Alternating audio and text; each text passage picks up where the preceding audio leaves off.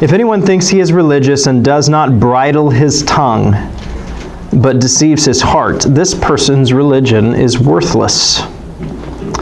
Religion that is pure and undefiled before God the Father is this: to visit orphans and widows in their affliction, and to keep oneself unstained from the world. Okay. Two essential parts to these verses: what religion is not, and what religion is. Okay.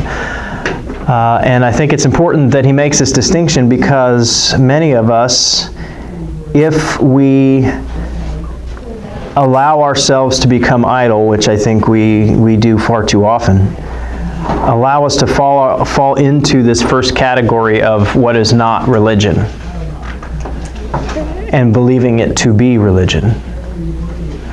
We consider ourselves to be religious people, doing the things that God requires of us, and yet violating the things that James says are necessary and required for true religion.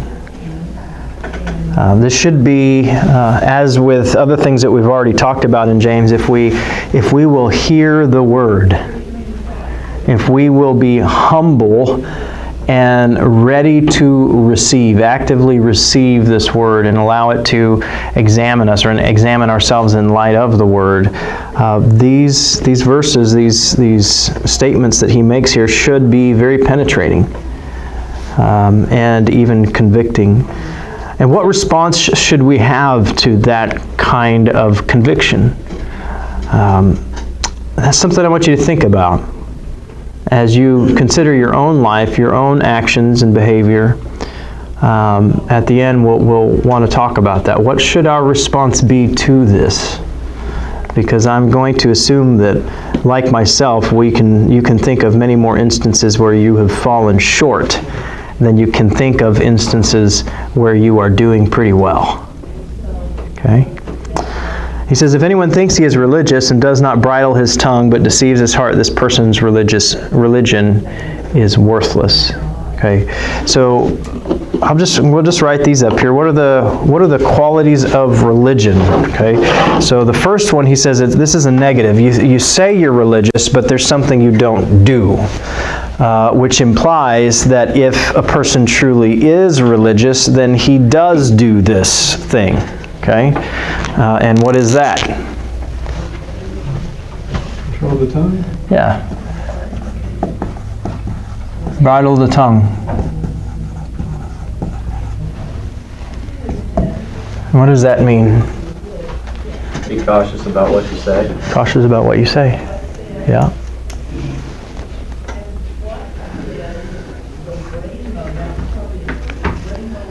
Anything else? Do it. Pastor Kelly's sermon this morning. Mm-hmm. You know, if you have one way with your Christian friends, then a different way with your coworkers. Mm-hmm. Yeah. Yeah, what's a bridle? Take control. Yeah. What is a bridle? An instrument used to control animals. Mm-hmm. Yeah. So the Greek word is actually to be led by a bit. Okay. He's going to return to this metaphor when he talks about the tongue later on in chapter 3, I believe it is. He says, we put a bit in the mouths of horses and we, lead it wherever we want to go. Okay, this majestic, strong, and at some time in the past, wild beast, even some wild today, but we're able to put this small bit in their mouth and control the whole thing. And you ought to be able to do the same thing with your own mouth. Put the bit in there and lead it. Okay? But instead of controlling and leading the mouth or the tongue, this is called metonymy. The tongue is for the mouth or the speech as a whole. Instead of controlling our language, our words, we allow our tongue or our mouth to control us. So the role is a bit inverted. So instead of leading it with a bit, it's leading us. How many of you have suffered from that condition that where you speak first and think later? Right? Speak first, think later. And James has already talked about this, hasn't he? Yeah. What did he say already? Huh? Slow to speak, slow to hear. Yeah, let everyone be quick to hear, slow to speak, slow to become angry. Okay, so this is a big deal for James, and this is the second time he's mentioned it, and he's going to bring it up again. Okay, this is not something that we often talk about when it comes to religion. Sure, we say, don't take the name of the Lord in vain. That's the language, but we talked about in Deuteronomy how that is actually much more than just language. We talk about don't let any profanity come out of your mouth, which is actually don't let any unclean talk come out of your mouth, not necessarily profanity. Right? And so we do talk about the tongue in traditional Christian church circles, but we often just narrow it down to don't use bad language and curse words. Okay? That's not what James says. If that is what your idea of controlling your tongue consists of, your idea is deficient, drastically deficient. Okay? I don't want to get into it too much because I don't want to, teach or maybe I should, because it's going to be like 2 months down the road and you'll forget I've said it anyway. But, so James, when he talks about the tongue later on, he gives specific examples about what he means here, about not being able to bridle the tongue. And what are some of those examples that James gives about inappropriate use of the tongue for a believer? There's one big one. And it's this matter of duality that we've already seen through chapter 1. Praise God and curse man. Yeah, praise God and curse man. How can you, with the same tongue, bless God and then curse your brother? With the same tongue. Can both fresh water and bitter come from the same spring?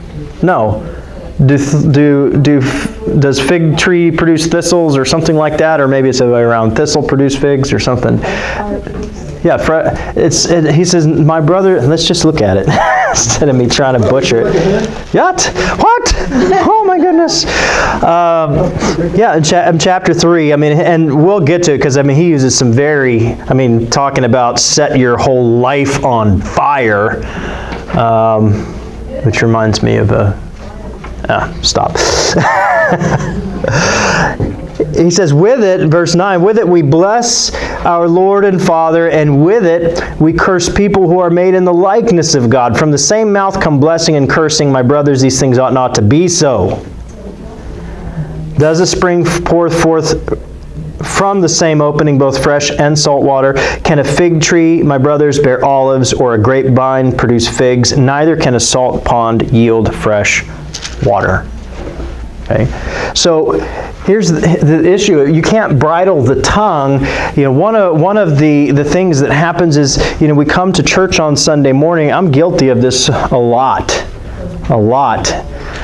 You come to church on Sunday morning and we sing the songs in worship. We pray in Sunday school. I teach the scriptures. I speak a blessing over you, and then I get in the car and I begin to speak harshly with my children, or I say some unsavory words to the person who cut me off, or some words that should not slip out of my mouth do when I, break a fingernail. Whatever. It's just very easy for me to transition. This is the proper place of worship. This is the church, and so my language has to be this. But now that I'm home and I'm not in front of you guys, and it's just me and my family and God, I can let loose. Okay, and that's a problem. James says if that's the habit of your life, you're not able to bridle your tongue, it just wags however it will, then your religion is worthless. Your religion is worthless. The other things he says, number 2, religion that is pure and undefiled before God the Father is this. So number 2 is what? Visit orphans and widows Okay. in their affliction and keep to oneself, unsustained from the world. Visit orphans and widows. And number 3? Remain unstained from the world.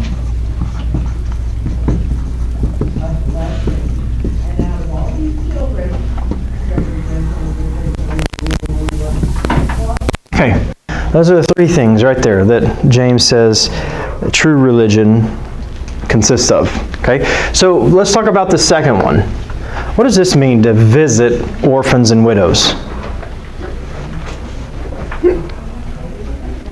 I think it's more than just visiting, it's investing time and Okay, whatever else necessary to care for those people. They're the most vulnerable, kind of like the Old Testament said that we should do, or the Jews should do when they were in covenant with God in the first covenant. It says in their affliction, so they're in a troubling time, or they're, in threat of being destroyed in some way. You have an obligation okay, to help in ways you can. right. Yes, other than, obviously visiting and being supportive is one thing, but I think it would probably go more than that. Okay, yes? Is this where he's mimicking some of the Sermon on the Mount from Matthew 6, where he's talking about, having a charitable love for those in need, but don't do it for others to see. Do it for your Father in heaven. Yeah. So this is a pretty standard phrase, okay? What is the evidence of love of neighbor most often, most frequently given in the Old Testament?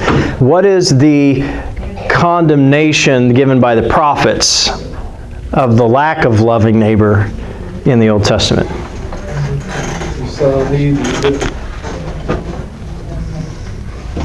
Okay. Those 2 classes plus one more. Huh? The foreigner. Yeah. Okay. That you are to care, Israel is to care for the alien, the fatherless, and the widow. Okay? The alien, the fatherless, and the widow. These 3 classes of people recur over and over and over and over again in the Old Testament as the objects of special care, attention, affection, provision by the people of Israel. Okay. The other thing that we need to see here is this word visit, which is unfortunate in our English language because it just doesn't mean the same thing as what the word in Greek means. Now we can, we would say the Greek literally means to visit. Okay. And many translations say visit. But this is not, this is a problem with translation. There is no such thing as a one-for-one correlation when it comes to meaning or semantic ranges. Okay. The word here, visit, has with it, has a connotation of caring for someone. Okay. Of coming into their presence with the intention of helping. Okay, of meeting some need, some deficit. Okay, and so when we see, like in Hebrews, he says, "For it is not the angels that God ministers, but it is to the sons of men or the children of man," something like that. Okay, when he says, where is it?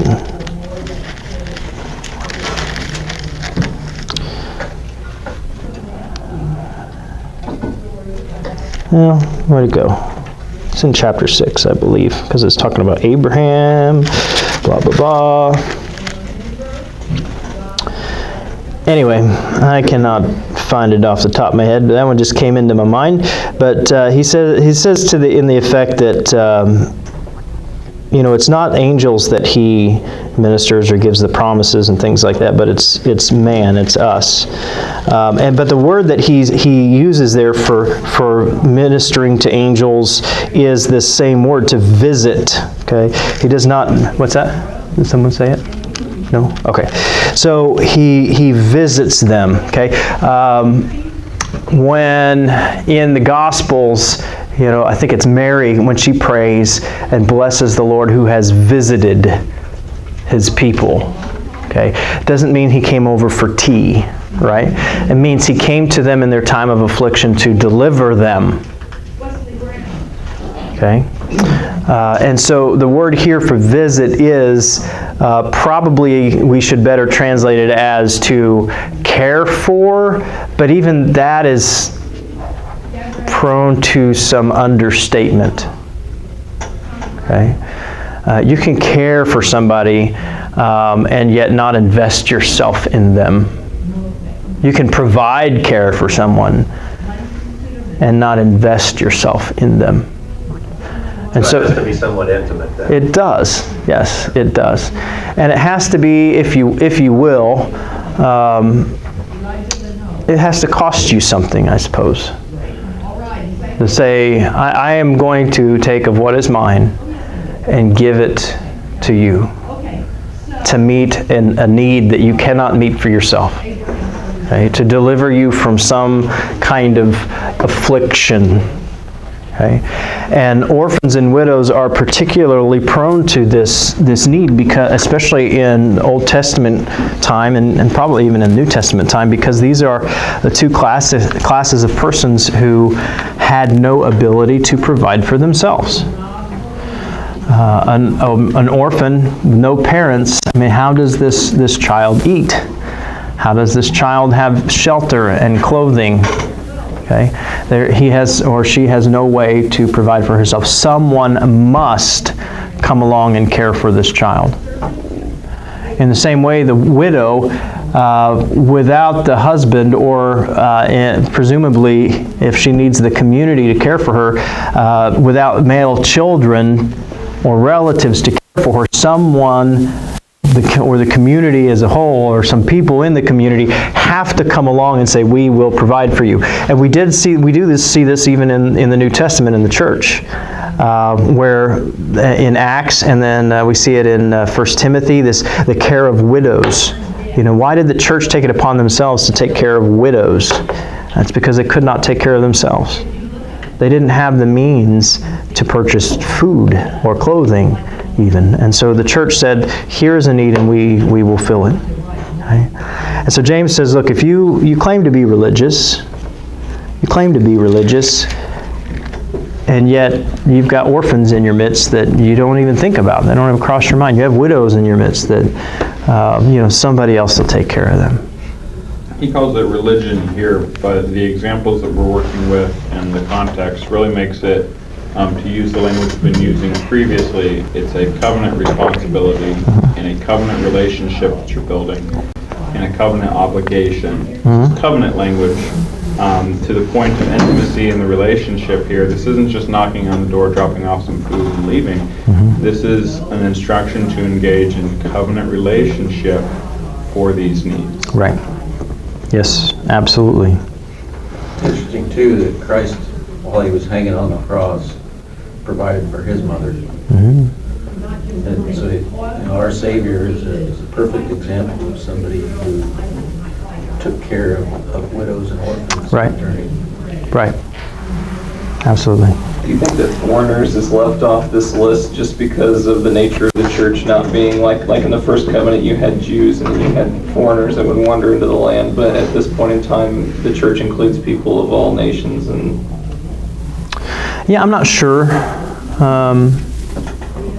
My Could be the quick thought on Muslim. that is That part gets of ignored at the bowling alley because he's Muslim. Right. It could be any of that. Yeah. part of it here, I think, is he's specifically writing to the dispersion. These are foreigners. That's what I was wondering. He leads with that. So I don't know the answer to this, but I would say that's a possibility, that he leaves it out because they are the foreigners. I would say there's another possibility, and I can't stand on this, I'd have to study it more, but the other possibility is that many times writers, not just New Testament writers, but writers in general, or speakers, they'll leave out something conspicuous for the sake of emphasizing that thing that's missing. Does that make sense? Okay. And so perhaps, and I'd have to read in the rest of James to see if this might be the case there, perhaps that this even highlights the fact, how are you treating maybe not orphans and widows, but other people who are, who happen to come into your church. We know in other New Testament books that hospitality is a very big deal. It was a very big deal in the first century church and before, just Old Testament Jewish culture.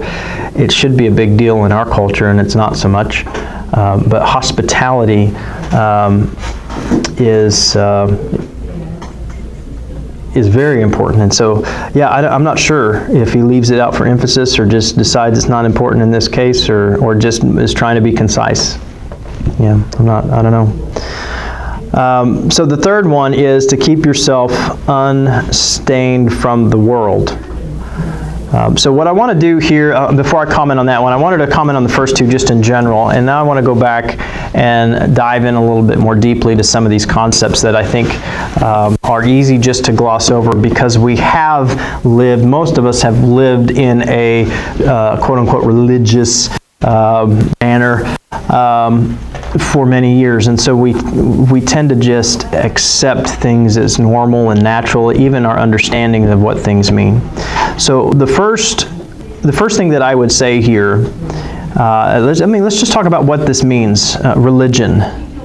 If anyone thinks he is religious, his religion is worthless. Religion that is pure and undefiled. So twice he uses the noun, and then he uses this adjective, religious. What does this mean? What does it mean to be religious?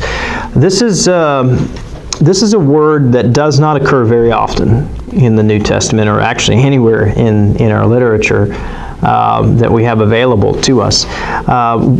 Words translated as religion are plentiful, but the specific word, threskeia, here is pretty rare. But what's that? It means religious discipline, right? Mm-hmm. It means actions that a person does to please the gods. Just in a broad sense, that's what it means. Sounds like the cleanliness versus defilement issue in the Old Testament. I'd say that's part of it. So it has associated with it the cultic activities that go along with religion. And by cultic, I don't mean the occult. Okay, so the temple sacrifices, that's cultic rituals. Okay, cultic meaning having to do with temple worship or stuff like that. And so this word would have applied in the Old Testament to the proper way to sacrifice a goat or a bull. Okay, that's threskeia. This would refer to the proper way to approach God in the assembly. Okay, this would pertain to the way in which the priests were supposed to dress in their different services. This is threskeia.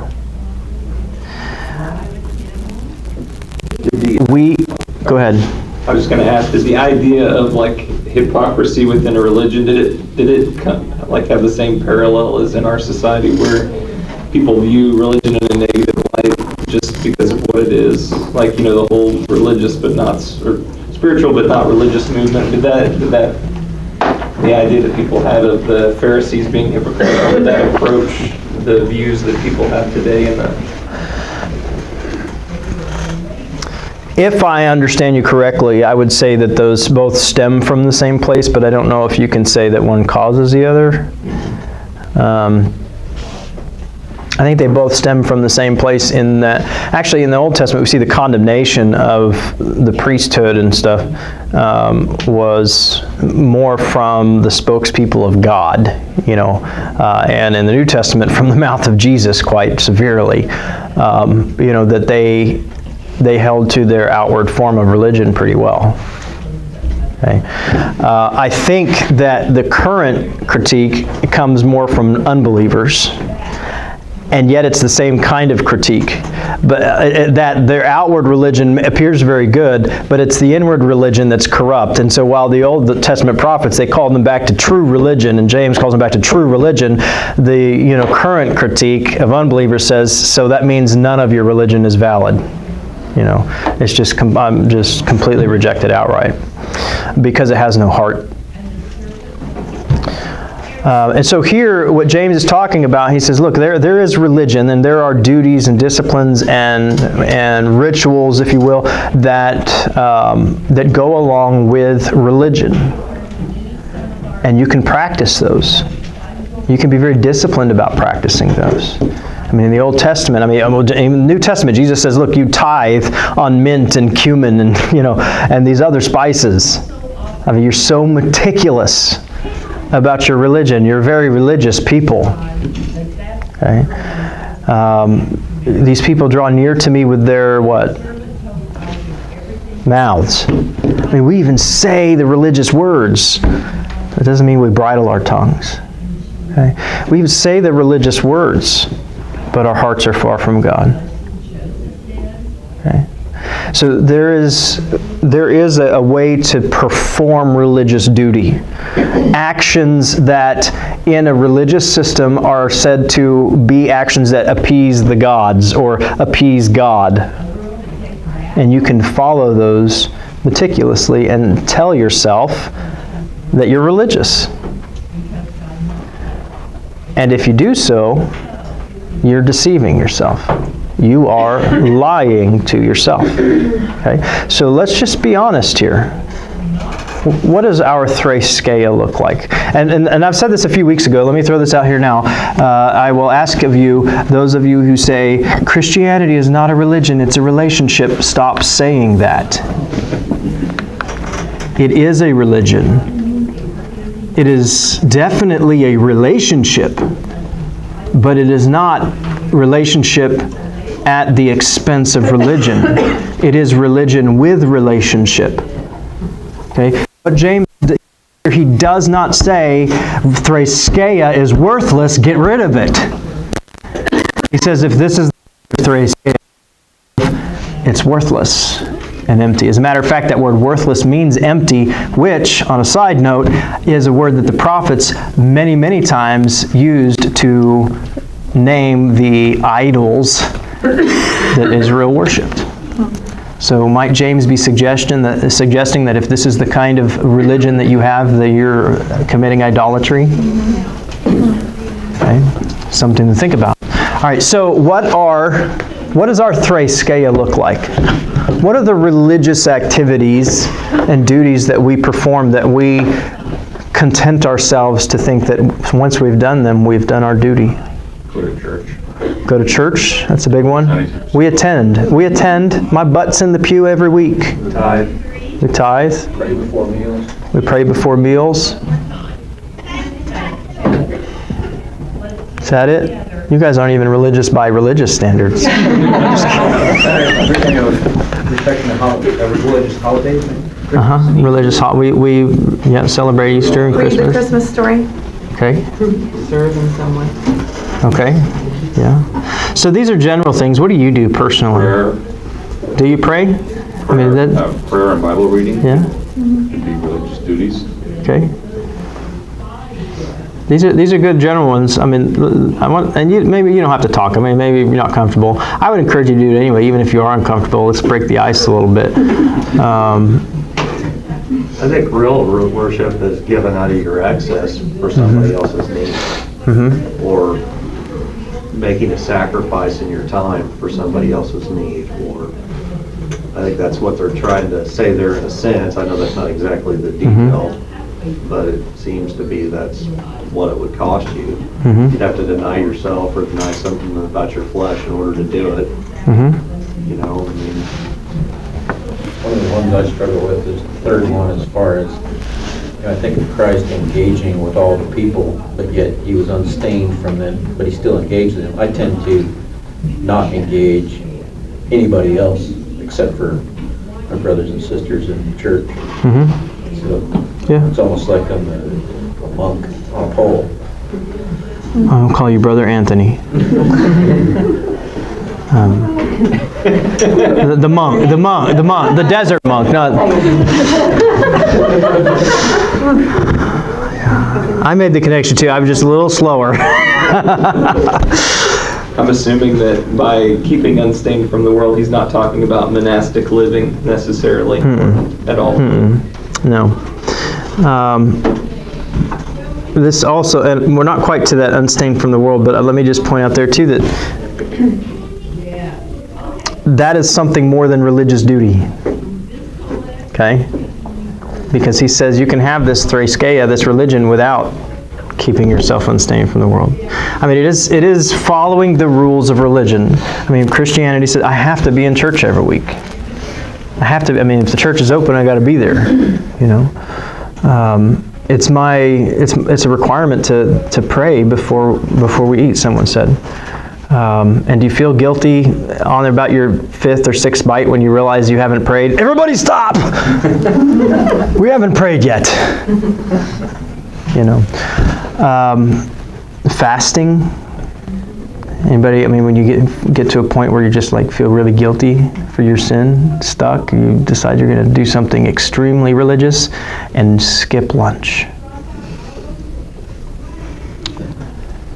And James says, look, you can go through all those outward motions and still be lying to yourself. I mean, and this is the worst kind of deception, because you deceive yourself into thinking that you're in right relationship with God, right standing with God, that God is pleased with you, and He's not. So what do we do? I mean, what's the difference? I mean, the first thing is, he says, you have to bridle your tongue. And now get this, and James doesn't say this explicitly, but I think he would agree with it, that bridling your tongue as another activity of threskeia, outward religious duty, is not what he's getting at. Okay, right. There are many people who are very self-disciplined.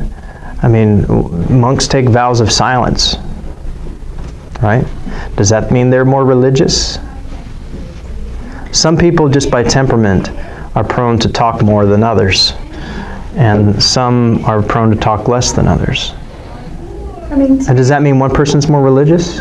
to me, this is a discernment of what is to be said and what isn't, and it makes me think of 2 Timothy. Now, I know Paul's letter came probably later after what James wrote, but in 2 Timothy, Paul's writing and kind of giving a list of what a worker approved by God looks like, and one thing he leads with is, you know, to not quarrel about words which do no good, it ruins the hearers. And then he goes into avoid irreverent babble, for it will lead people to more and more ungodliness, and their talk will spread like gangrene. Well, now you got to go back to what is irreverent babble, like it's having discernment of Right. what should be spoken Right. and what shouldn't. Right. Where does Jesus say the words of the mouth come from? Matthew 15, that's where he says it. Jesus first I didn't say, where did Jesus say? I said what? said from the heart. Yeah, from the overflow of the heart, the mouth speaks. And James is very rooted in the words of Jesus. So what he's getting at here is that religion has to penetrate the heart. The ability to bridle the tongue isn't from just a dogged determination to get your mouth under control. It is the ability to bridle the tongue gently and persuasively as a horse, because the horse trusts you, kind of thing. This is bridling the tongue because the source or the well of the tongue has been tamed. And that doesn't come about just by religion, outward, exterior religion. Again, this book is about two things: love for God and love for neighbor, right? the 2 great commandments. And that love that is characteristic of true religion bridles your tongue. It causes you to say, let's not be quick to speak here, let's think. Will what I'm about to say be an expression of love? Even if it's hurtful, even if it's harsh, it's true and it's in love. You know? And he says if that's not the case, and I'm not saying that you have to go through that deliberation process every time, but if more often than not your words are harsh and cruel and mean than they are full of grace and encouragement, then there's an issue with your religion. I mean, we're all very religious people here, otherwise we wouldn't be sitting in Sunday school week after week. And I'm sorry, doesn't matter how much you're here, if your words are characterized more by harshness and anger than encouragement and building one another up, James says your religion is worthless. It's worthless. Because it hasn't done what it needs to do. The second thing he says is this religion that is pure and undefiled is this: visit orphans and widows. And this one we'll go over a little bit more quickly because we've talked about this a number of times in the past. But this is, again, because it's a standard phrase, I think we're safe to say that this is not exhaustive. First of all, he's not defining religion here. He's not saying this is what religion, how we define religion. He says this is one true characteristic of religion. Kind of like Hebrews 11:1, we said this is not a definition of faith, it's a description of faith. Same thing here. This is not a definition of religion, it is a description of religion. True religion visits orphans and widows, cares for orphans and widows. Orphans and widows is a mock or a standard phrase that I think we should understand to mean anyone who is in need, who cannot help themselves. And we see this explicitly. And he says, look, if you don't do this, your religion's worthless. Look at 1 John chapter 3.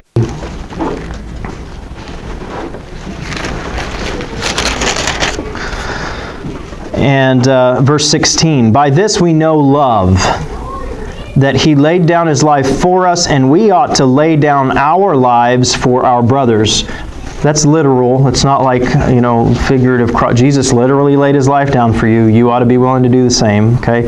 And the least you can do is in a figurative sense. Verse 17, if anyone has the good and sees his brother in need and yet closes his heart against him, how does God's love abide in him? It doesn't. Little children, let us love in word, not love in word or talk, but in deed and in truth. Don't be hearers and speakers of the word, be doers.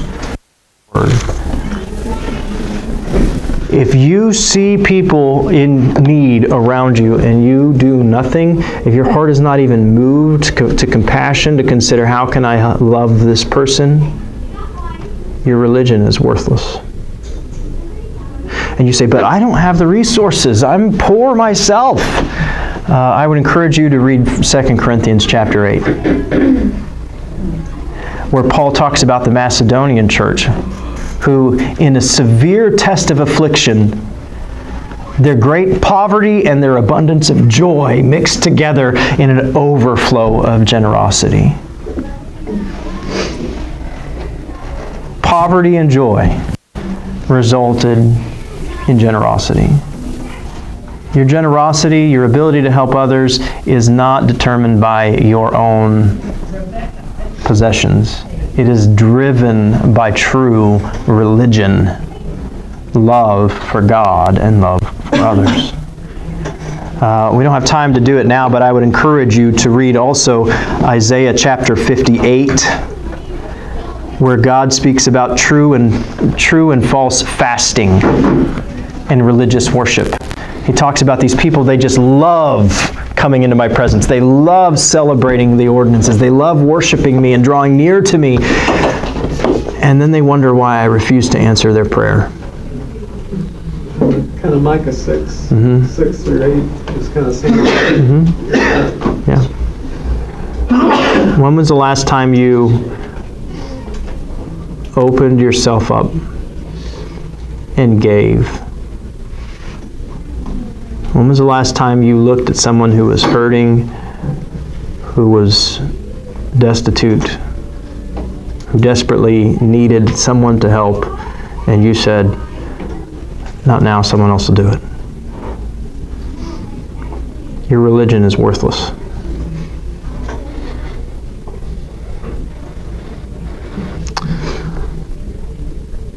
And to keep oneself unstained from the world.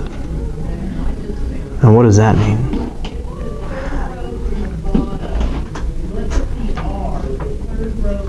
Look at the words he uses here. Pure, undefiled.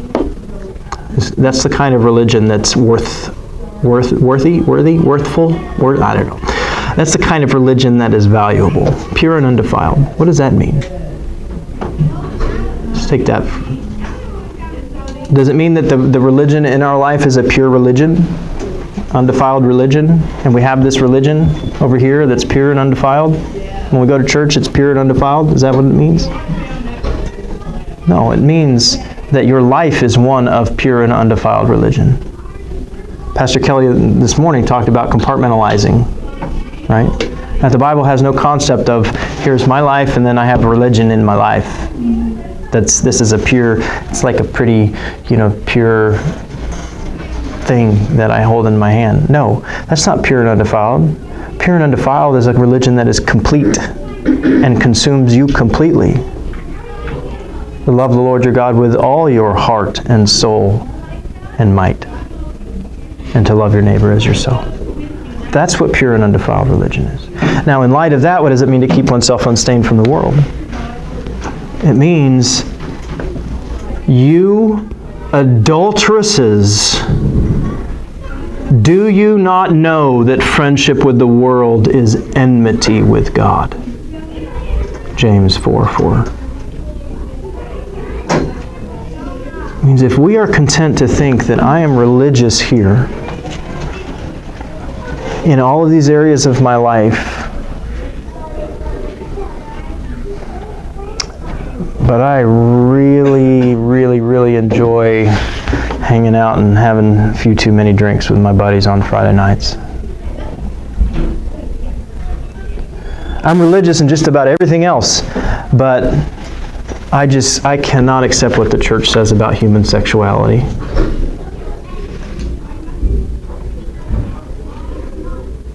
I'm very religious. I love people. I give of myself. I control my tongue. But in the privacy of my own home, I'm addicted to pornography.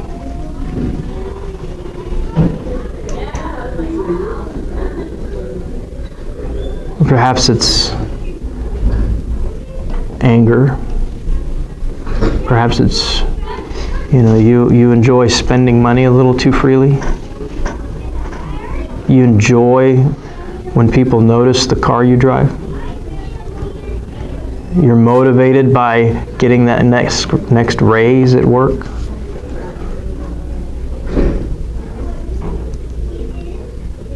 And we make concessions and we say, if this part of my life, the world can give me some peace. Something this world offers gives me release from anxiety. Or it strokes me the right way. Gives me meaning and purpose. In those areas, your religion has become spotted and stained. Make no mistake, you are hearing James say exactly what you think he's hearing, or exactly what you think he's saying. He is demanding that your religion be absolute, comprehensive,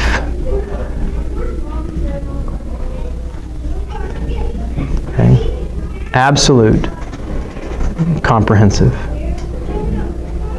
And it has to affect not just your actions in religious circles, but it has to affect the actions that flow out of your heart in every area of life and displays itself in love of God and love of others. Or your religion is worthless. How does that make you feel? Anybody else kind of feel a little bit Not up to snuff? What do we do with that? I told you I'd finish 2 verses today, and I still went over. But what do we do with that? Let me just say the one thing that we should start with is a humble submission and yielding ourselves to this word. And to say, God, I fail in this, but I yield to you. I yield to what you have declared to be true religion. I yield to you and acknowledge that I have not done this, and I yield to you and acknowledge that you alone, by your Spirit, can empower this in me to make me what you want me to be. Humbly receive this implanted word and let it have its perfect work in you. The Lord bless you and keep you. The Lord make his face to shine upon you and be gracious to you. The Lord lift up his countenance upon you and give you peace.